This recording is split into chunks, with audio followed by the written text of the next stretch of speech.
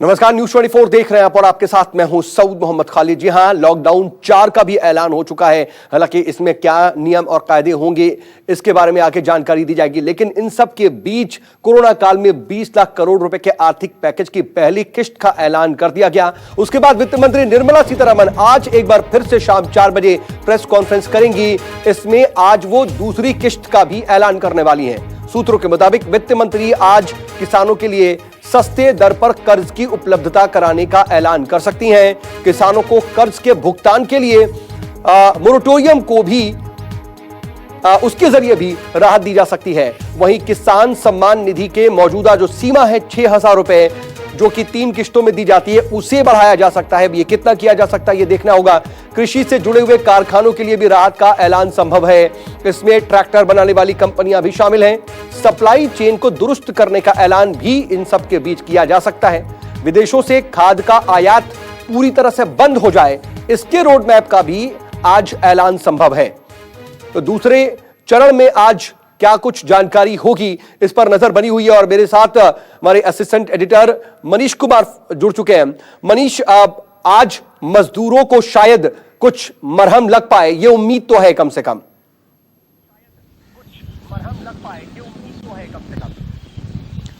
बिल्कुल सौद, कल जैसे हमने देखा कि एमएसएमई जो है उनके लिए सरकार ने बड़ा राहत पैकेज का ऐलान किया, रियल एस्टेट कंपनियों के लिए राहत पैकेज का ऐलान किया, एनबीएफसीज के ऐलान किया। उसी तरीके से माना जा रहा है कि आज जो वित्त मंत्री का प्रेस कॉन्फ्रेंस शाम 4 बजे होगा उसमें किसानों मजदूरों पर फोकस रहने वाला है। किसानों की कैसे बेहतरी हो, मौजूदा जो सर्कमस्टांसेस है उसमें आर्थिक रूप से कैसे मजबूत हो, तो जाहिर तौर पर इस बात पे फोकस होगा।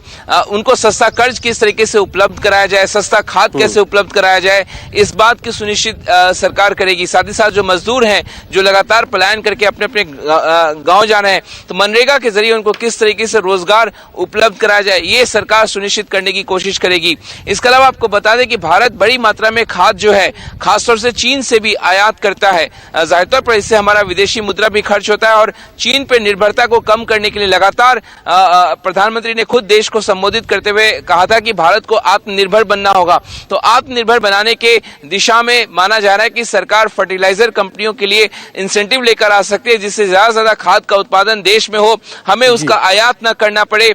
तो जाहिर तौर पर यह कुछ कदम है जिसका ऐलान जो है सरकार कर सकती है। और आपको बता दें, किसान जो कर्ज लेते हैं बैंक से, उनको फिलहाल तो सबवेंशन मिलता ही, अगर समय से पहले वो कर्ज वापस करते हैं तो उनको सस्ता कर्ज जो है वो उपलब्ध होता है। लेकिन माना जा रहा है कि मोरेटोरियम प्रिंसिपल के भुगतान में और ब्याज के भुगतान में मोरेटोरियम उनको भी सुविधा दी जा सकती है। हालांकि आरबीआई ने 3 महीने का तो मोरेटोरियम दिया हुआ था, लेकिन माना जा रहा है जिस तरीके से एमएसएमई को 1 साल के लिए मोरेटोरियम का फायदा दिया गया है, वही फायदा किसानों को भी दिया जा सकता है। तो इन तमाम बातों पे नजर है। जाहिर तौर पर 20 लाख करोड़ का पैकेज का ऐलान सरकार कर रही है, जिसमें करीब 14 लाख करोड़ का आप मान के चलिए ऐलान हो चुका है। 6 लाख करोड़ का और होना है, जिसमें आज कृषि मजदूरों को के लिए ऐलान होगा। और आने वाले समय में हम देखेंगे कि जो सर्विसेज सेक्टर है, खासतौर से टूरिज्म इंडस्ट्री हो गया, ट्रैवल इंडस्ट्री हो गया, एयरलाइंस इंडस्ट्री हो गया, जो सबसे ज्यादा लॉकडाउन से प्रभावित है और सबसे ज्यादा रोजगार सृजन करते हैं, उनके लिए भी सरकार ऐलान करेगी राहत पैकेज का। लेकिन इसमें क्या बंटवारा हो सकता है, ये इसके बारे में कुछ जानकारी मिल रही क्या? क्योंकि कल देखिए एक अंदाजा था कि तकरीबन जो है 2.5 लाख करोड़ से ज्यादा जो है एमएसएमई सेक्टर को अलॉट किए जा सकते हैं और 3 लाख करोड़ रुपए का एक जो है राहत उसको दी गई। क्या आज के बंटवारे से रिलेटेड किसी तरह की कोई डिटेल मिल पा रही है?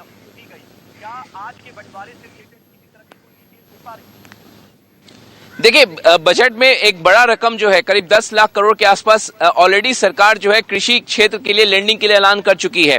तो वो किस तरीके से आसानी से उपलब्ध हो किसानों को, किसान अगर बैंक के दरवाजे पे जाएं तो उनको आसानी से कर्ज उपलब्ध हो, उनको कर्ज सस्ता उपलब्ध हो, ये सरकार सुनिश्चित कराने की कोशिश करेगी। इसके अलावा आपको पता है कि किसान जो उपजाते हैं वो बाजार तक, आज के जब लॉकडाउन आप देख रहे हैं तो बहुत सारे किसान बाजार तक नहीं पहुंच पा रहे हैं। सरकार चाहती है कि जो बड़ी कंपनियां हैं, जो बड़े रिटेलर्स हैं, आप देख रहे हैं कि ग्रोफर्स, बिग बास्केट, चाहे अन्य जो बड़े रिटेलर्स हैं, जो लगातार सामान इस एसेंशियल सर्विसेज में ये सब सामान आता है तो वो बेच भी रही है।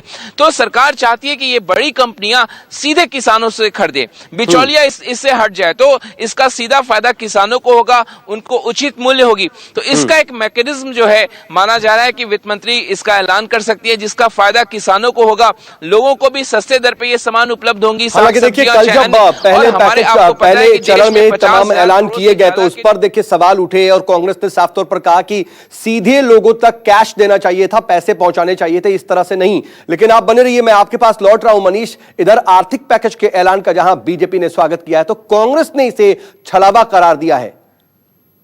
निर्मला जी ने घोषणा की 3 लाख करोड़ की छोटे मंझोले उद्योग, लघु उद्योग, उसमें जो उनकी परिभाषा बदली गई। भारत की कंपनी में 200 करोड़ के ठेके में उनको सहभाग करने का अवसर मिलेगा।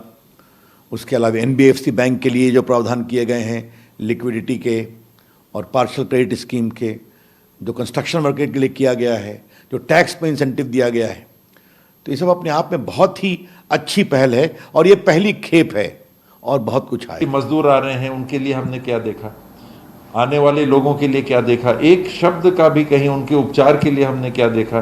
तो ये बहुत बड़ी संख्या में 1 करोड़ से ज़्यादा लोग हो सकता है देश में जो एक जगह से दूसरे जगह जा रहे हैं। इतने बड़े आर्थिक पैकेज में उनके लिए एक शब्द नहीं था। 17 तारीख के बाद क्या लॉकडाउन खत्म कर देना चाहिए या लॉकडाउन में कुछ ढील देनी चाहिए? अगर ढील देनी चाहिए तो कितनी ढील देनी चाहिए? परसों शाम को मैंने सुझाव मांगे थे। एक ही दिन का टाइम था। एक दिन का टाइम इसलिए था क्योंकि सोमवार को प्रधानमंत्री जी ने देश के सभी मुख्यमंत्रियों के साथ मीटिंग की थी और प्रधानमंत्री जी ने सभी मुख्यमंत्रियों को कहा था कि भाई आप अपने राज्य में 17 तारीख के बाद कितनी ढिलाई चाहते हैं, अपना प्रस्ताव मुझे 15 तारीख के पहले भेजिए। आज 14 तारीख है, हम आज शाम तक अपना प्रस्ताव भेजना चाहते हैं। सभी राज्य अपने अपने प्रस्ताव प्रधानमंत्री जी को भेजेंगे और फिर केंद्र सरकार निर्णय लेगी कि कहां कहां कितना कितना लॉकडाउन अलाउ करना है। दिल्ली के अंदर कितनी ढिलाई दी जानी चाहिए, ये हमसे सुझाव मांगे केंद्र सरकार ने। मैंने तय किया कि ये सुझाव किसी एसी कमरे के अंदर बैठ के नहीं होने चाहिए। जनता से पूछना चाहिए, एक्सपर्ट से पूछना चाहिए, डॉक्टर से पूछना चाहिए कि क्या होना चाहिए। इसीलिए मैंने परसों जनता से सुझाव मांगे। 24 घंटे का टाइम था, कल शाम को 5 बजे तक का टाइम था क्योंकि हमें भी टाइम चाहिए था पढ़ने के लिए। और 24 घंटे में आपको यकीन नहीं होगा जान के कि 4.5 लाख व्हाट्सएप मैसेजेस आए हमारे पास,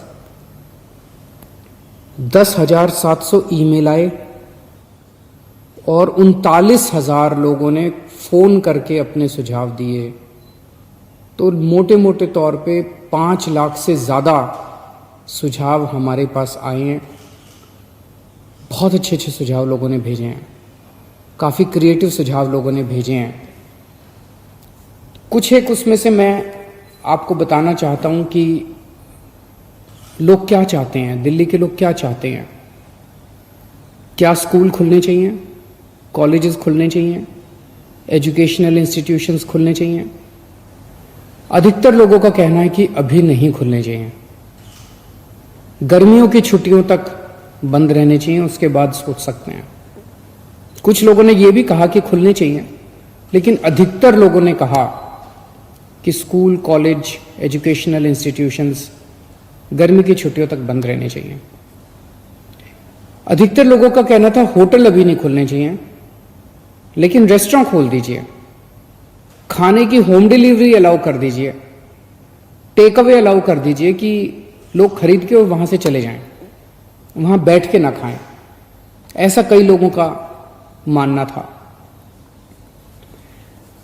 लेकिन इस पे लगभग लोगों की सहमति है कि अभी बार्बर की शॉप, नाई की दुकान नहीं खोलने चाहिए। उसमें काफी ज्यादा कांटेक्ट होता है, उससे कोरोना फैलने का डर रहता है।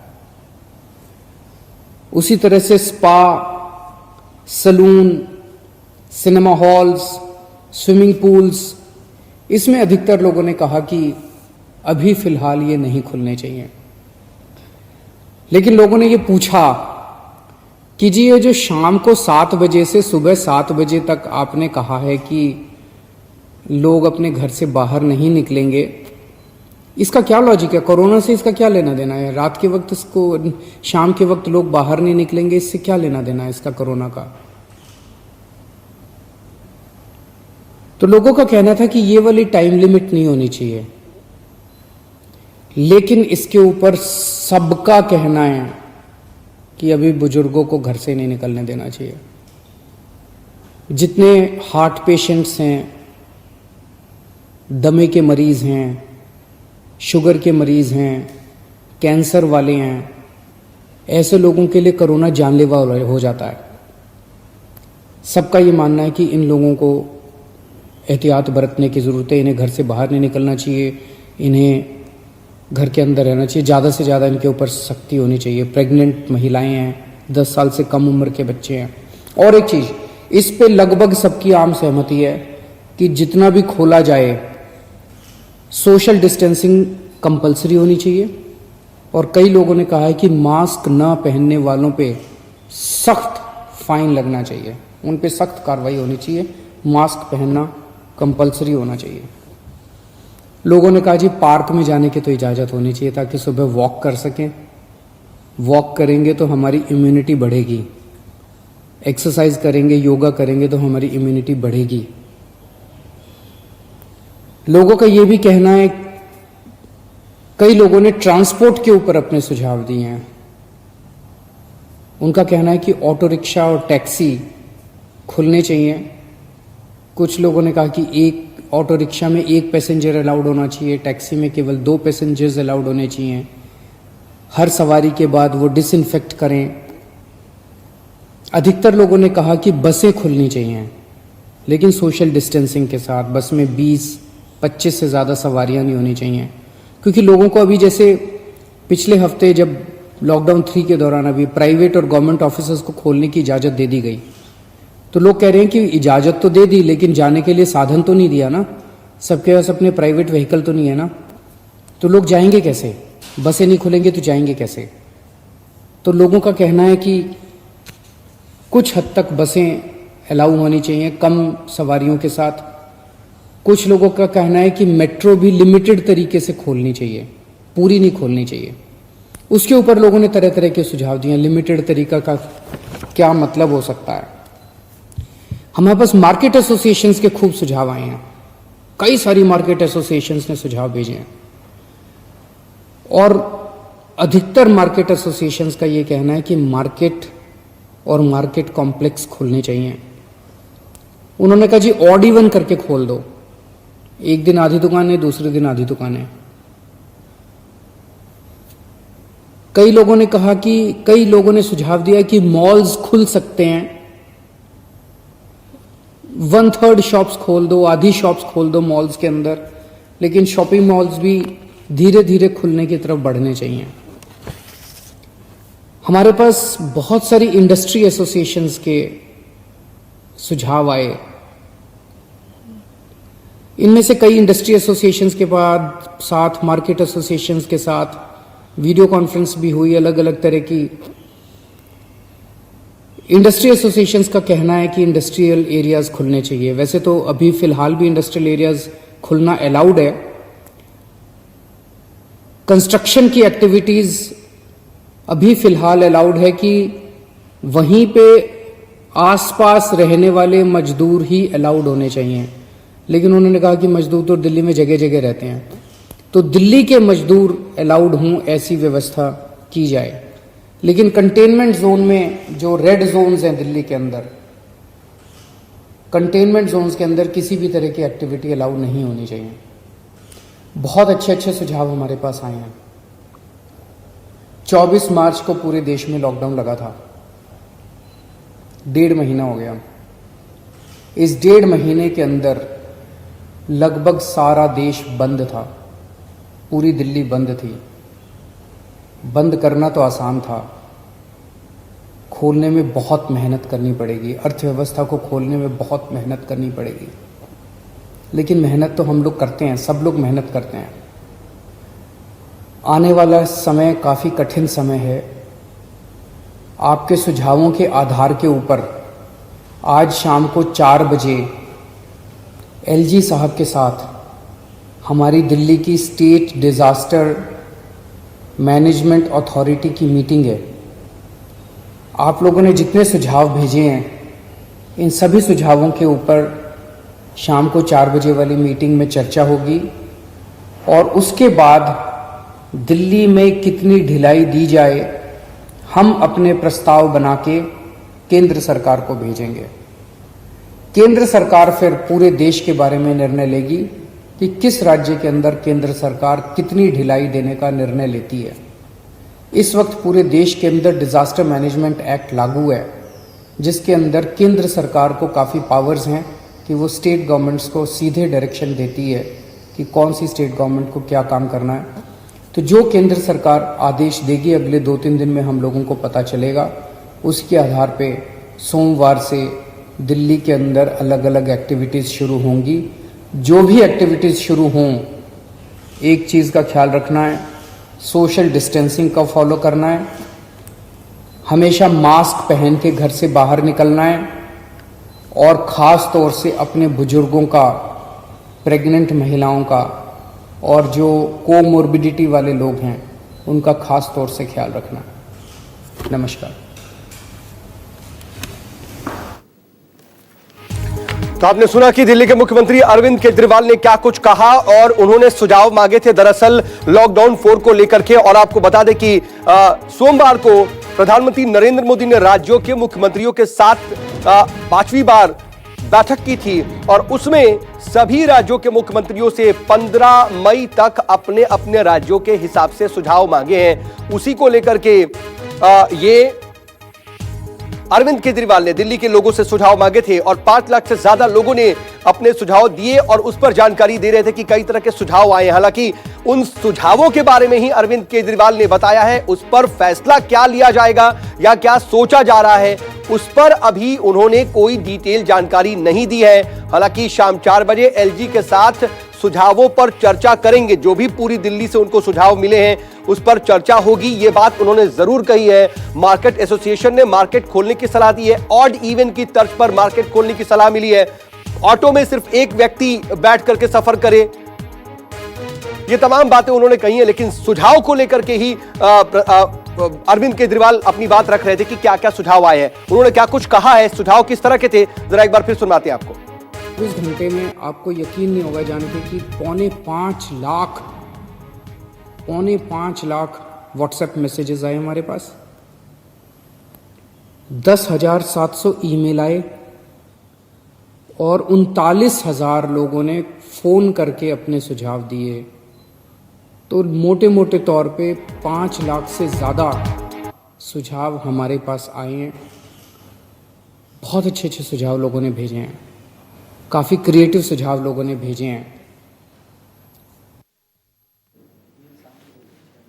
और इस वक्त मेरे साथ मेरे सहयोगी वरुण सिन्हा लाइव जुड़ रहे हैं। वरुण, इन सुझावों के बारे में तो बताया है, लेकिन कई चीजें हैं कि सैलून नहीं खोलना चाहिए, होटल नहीं खोलने चाहिए, इस तरह की सलाह दी है। क्या हम मोटे मोटे तौर पर यह इशारा माने कि इन्हीं पर फैसला होने जा रहा है?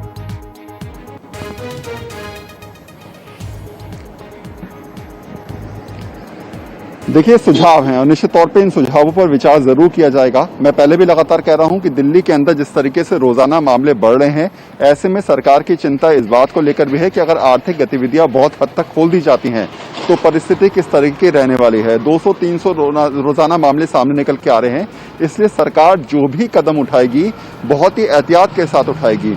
सीधे तौर पे ज्यादा पब्लिक प्लेस में लोग ना जुटें, आर्थिक रूप से गतिविधि हो तो वहां पर सोशल डिस्टेंसिंग को फॉलो किया जाए। और जो भी सुझाव आए, आपने देखा भी होगा जिन सुझावों की लगातार मुख्यमंत्री बात कर रहे हैं, उन सुझावों पर भी इस बात को सीधे तौर पर समझाने का प्रयास सरकार करती नजर आ रही है कि ऐसे हालात में कहीं ना कहीं सरकार उन लोगों की राय को भी समझेगी, एक्सपर्ट की राय को भी समझेगी और जो भी फैसला होगा वो केंद्र सरकार को दिया जाएगा।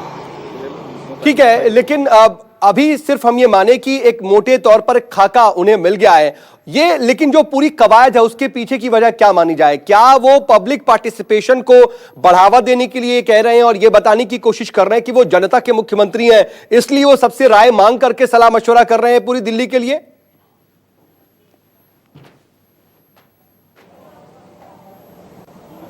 देखिए, इसके दो तरीके होते हैं। जो पहला तरीका आपने बताया कि जनता के मुख्यमंत्री के तौर पे पब्लिक का पार्टिसिपेट हो और पब्लिक ये बताए कि आखिर क्या स्थिति क्या उनके दिमाग में चल रहा है। दूसरी परिस्थिति ये कि दिल्ली की जनता पिछले 1.5 महीने से परेशान है, रोजगार नहीं है, हालात खराब हैं, तो ऐसे में जनता सबसे पहले किस चीज को खोलना चाहती है, उसके लिए सबसे जरूरी चीज क्या है, एक तरीके से मुख्यमंत्री को उसका भी आइडिया मिल गया है। तीसरी बात ये कि समझदारी के साथ निर्णय लिया जाए, ये तय किया जाए कि आखिर किन प्लेसेस में किस तरीके से आवाजाही की जाए, क्योंकि दिल्ली एक तरीके से कहा जाए तो एक कंजेस्टेड पूरी तरीके से बसी हुई है और कई सारे इलाके अगर आप देखेंगे तो बहुत ज्यादा ट्रैफिक, बहुत ज्यादा आवागमन रहता है और शाम की स्थिति आप जानते हैं, सुबह शाम स्थिति ऐसी होती है कि लंबा लंबा जाम लोगों को झेलना पड़ता है। तो क्या अगर एकदम से दिल्ली खोल दी जाती है बिना कुछ बड़ा फैसला किए तो हालात बहुत ज्यादा खराब हो सकते हैं। सरकार ये बात अच्छी तरीके से जानती है।